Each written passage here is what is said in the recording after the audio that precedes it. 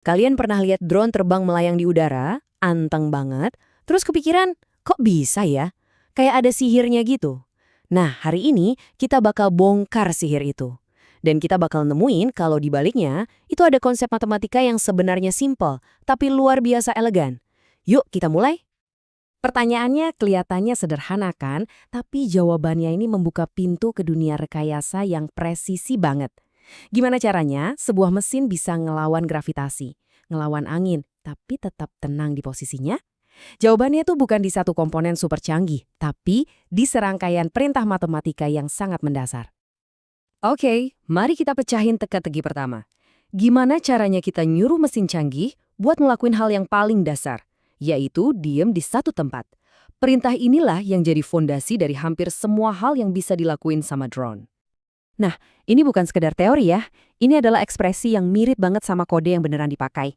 Perintah altitude hold ini intinya bilang ke drone, "Hey, untuk setiap waktu, kita sebut aja T, ketinggian kamu harus sama dengan H0.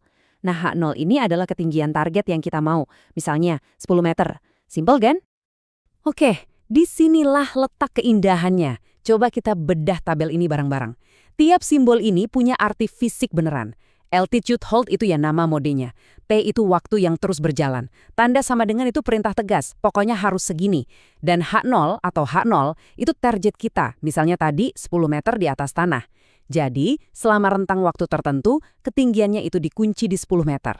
Nah, komputer drone bakal terus-menerus ngatur kecepatan tiap baling-balingnya buat mastiin target ini tercapai, detik demi detik. Jadi, kalau kita terjemahin dari bahasa matematika ke bahasa kita sehari-hari, perintahnya ya sesederhana ini. Nggak peduli apa yang terjadi sedetik lalu atau sedetik lagi, pokoknya sekarang ketinggianmu harus dinilai ini. Titik. Dan inilah momen ahanya. Perintah simpel yang bikin drone bisa stabil banget itu ternyata adalah wujud fisik dari sebuah konsep matematika dasar yang kita kenal sebagai fungsi konstan. Mau inputnya apapun, dalam kasus ini waktu, outputnya ya selalu sama, selalu konstan. Visual ini ngegambarin semuanya dengan sempurna. Bayangin, sumbu tegak itu ketinggian dan sumbu datar itu waktu. Kalau gitu, grafik ketinggian drone kita ya cuma garis lurus aja, datar. Nggak ada naik, nggak ada turun.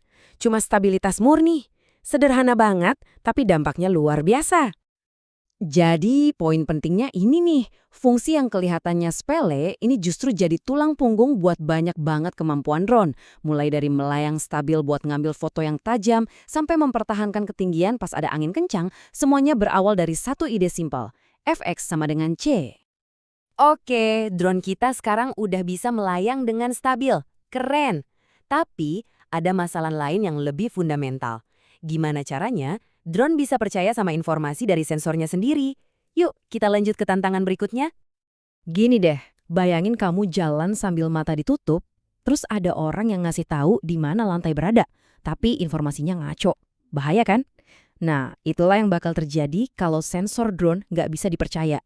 Drone itu butuh jaminan 100% kalau data yang dia terima itu sama persis dengan kenyataan. Dalam bahasa matematika, kondisi ideal ini ditulisnya elegan banget nih. Dikatakan bahwa nilai dari sensor yang sudah dikalibrasi pada waktu T harus sama persis dengan nilai dari sensor mentah di waktu T yang sama. Nggak ada tambahan, nggak ada pengurangan, nggak ada distorsi sama sekali. Apa yang masuk, ya itu juga yang keluar. Sekali lagi, ayo kita bedah. Calibrated sensor itu adalah output final yang dipercaya sistem. Raw sensor itu input mentahnya.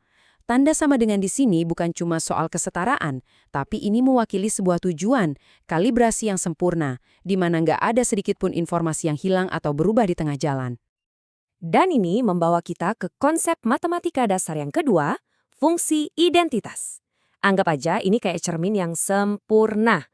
Apapun yang kamu kasih ke fungsi ini, ya itu juga yang dikeluarin.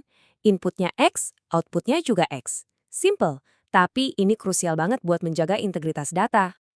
Saya suka banget analogi ini. Fungsi identitas itu kayak kabel lurus yang sempurna.